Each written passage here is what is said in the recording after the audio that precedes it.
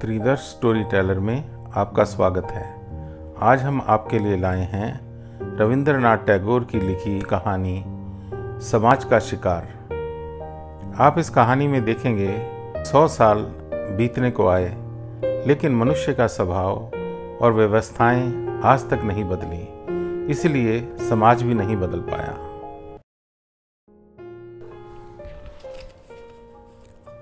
मैं जिस युग का वर्णन कर रहा हूँ उसका ना आदि है ना अंत। वह एक बादशाह का बेटा था और उसका महलों में लालन पालन हुआ था, किंतु उसे किसी के शासन में रहना स्वीकार न था। इसलिए उसने राजमहलों को तिलांजलि देकर जंगलों की राह ली। उस समय देश भर में 7 शासक थे। वह 7 शासकों के शासन से बाहर निकल गया और ऐसे स्थान पर पहुंचा जहां किसी का राज्य न था। आखिर शहजादे ने देश को क्यों छोड़ा? इसका कारण स्पष्ट है कि कुएं का पानी अपनी गहराई पर संतुष्ट है, नदी का जल तटों की जंजीरों में जकड़ा हुआ है, किंतु जो पानी पहाड़ की चोटी पर है उसे हमारे सिरों पर मंडराने वाले बादलों में बंदी नहीं बनाया जा सकता। शहजादा भी ऊंचाई पर था और यह कल्पना भी न की जा सकती थी कि वह इतना विलासी जीवन छोड़कर जंगलों, पहाड़ों और मैदानों में दृढ़ता से सामना करेगा। इस पर भी बहादुर शहजादा भयावने जंगल को देखकर भयभीत ना हुआ। उसकी राह में 7 समुंदर थे और न जाने कितनी नदियां, किंतु उसने सबको अपने साहस से पार कर लिया। मनुष्य शिशु से युवा होता है और युवा से वृद्ध होकर मर जाता है और फिर शिशु बनकर संसार में आता है। वह इस कहानी को अपने माता पिता से अनेक बार सुनाता है कि भयानक समुद्र के किनारे एक किला है, उसमें एक शहजादी बंदी है जिसे मुक्त कराने के लिए एक शहजादा जाता है। कहानी सुनने के पश्चात वह चिंतन की मुद्रा में कपोलों पर हाथ रखकर सोचता है कि कहीं मैं ही तो वो शहजादा नहीं हूँ।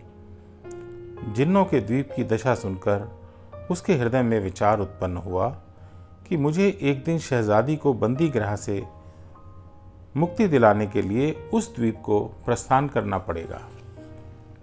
संसार वाले मान सम्मान चाहते हैं, धन ऐश्वर्य के इच्छुक रहते हैं, प्रसिद्धि के लिए मरते हैं और भोग विलास की खोज में लगे रहते हैं, किंतु स्वाभिमानी शहजादा सुख चैन का जीवन छोड़कर अभागी शहजादी को जिन्नों के भयानक बंदी गृह से मुक्ति दिलाने के लिए भयानक द्वीप का पर्यटन करता है।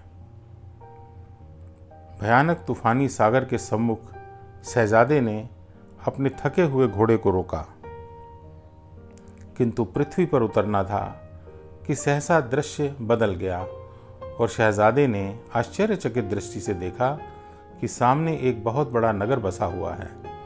ट्राम चल रही हैं, मोटरें दौड़ रही हैं, दुकानों के सामने खरीदारों की और दफ्तरों के सामने क्लर्कों की भीड़ है। फैशन के मतवाले चमकीले वस्त्रों से सुसज्जित चहुं ओर घूम फिर रहे हैं। शहजादे की यह दशा कि पुराने कुर्ते में बटन भी लगे हुए नहीं, वस्त्र मैले, जूता फट गया। हर एक व्यक्ति उसे घृणा की दृष्टि से देखता है, किंतु उसे चिंता नहीं। उसके सामने एक ही उद्देश्य है और वह अपनी धुन में मग्न है।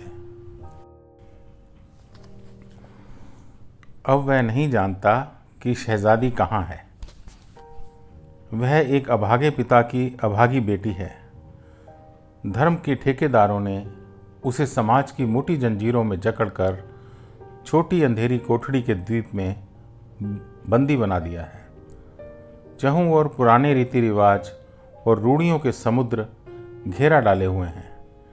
क्योंकि उसका पिता निर्धन था और वह अपने होने वाले दामाद को लड़की के साथ अमूल्य धन संपत्ति ना दे सकता था, इसीलिए किसी सज्जन खानदान का कोई शिक्षित युवक उसके साथ विवाह करने पर सहमत ना होता था।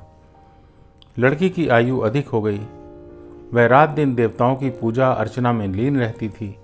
उसके पिता का स्वर्गवास हो गया और वह अपने चाचा के पास चली गई। चाचा के पास नगद रुपया भी था और काफ़ी मकान आदि भी।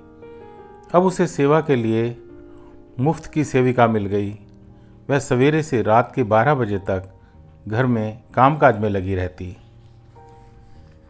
बिगड़ी दशा का शहजादा उस लड़की के पड़ोस में रहने लगा। दोनों ने एक दूसरे को देखा। प्रेम की जंजीरों ने उनके हृदय से विवाह कर दिया। लड़की जो अब तक पैरों से कुचली जाती कोमल कली की भांति थी, उसने प्रथम बार संतोष और शांति की सांस ली। किंतु धर्म के ठेकेदार यह किस प्रकार सहन कर सकते थे कि कोई दुखी स्त्री लोहे की जंजीरों से छुटकारा पाकर सुख का जीवन व्यतीत कर सके। उनका विवाह क्या हुआ, एक प्रलय उपस्थित हो गई। प्रत्येक दिशा में शोर मचा दिया गया कि धर्म संकट में है, धर्म संकट में है। चाचा ने मूंछों पर ताव देकर कहा, चाहे मेरी संपूर्ण संपत्ति नष्ट ही क्यों ना हो जाए, अपने कुल के रीति रिवाजों की रक्षा करूंगा। बिरादरी वाले कहने लगे, एक समाज की सुरक्षा हेतु लाखों रुपया बलिदान कर देंगे। और एक धर्म के पुजारी सेठ ने कहा, भाई कलयुग है कलयुग, यदि हम अचेत रहे तो धर्म विलय हो जाएगा। आप सब महानुभाव रुपए पैसे की चिंता ना करें। यदि यह मेरा महान कोष धर्म के काम ना आया तो फिर किस काम आएगा। तुम तुरंत इस पापी चंडाल के विरुद्ध अभियोग आरंभ करो। अभियोगी न्यायालय में उपस्थित हुआ। अभियोगी की ओर से बड़े बड़े वकील अपने गाउन फड़फड़ाते हुए न्यायालय पहुंचे। अभागी लड़की के विवाह के लिए तो कोई एक पैसा भी खर्च करना ना चाहता था, किंतु उसे और उसके पति को जेल भिजवाने के लिए रुपयों की थैलियां खुल गई। नौजवान अपराधी ने चकित नेत्रों से देखा। विधान की किताबों को चाटने वाली दीमकें दिन को रात और रात को दिन कर रही थीं। धर्म के ठेकेदारों ने देवी देवताओं की मन्नत मानी। किसी के नाम पर बकरे बलिदान किए गए, किसी के नाम पर सोने का तख्त चढ़ा दिया गया।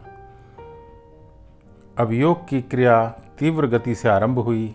बिगड़ी हुई दशा वाले शहजादे की ओर से ना कोई रुपया व्यय करने वाला था और ना ही पक्ष समर्थन करने वाला था। न्यायाधीश ने उसे कठिन कारावास का दंड दिया। मंदिरों में प्रसन्नता के घंटे घड़ियाल बजाए गए, संपूर्ण शक्ति से शंख बजाए गए, देवी देवताओं के नाम की बलि दी गई, पुजारियों और महंतों की बन आई। सब आदमी खुश थे।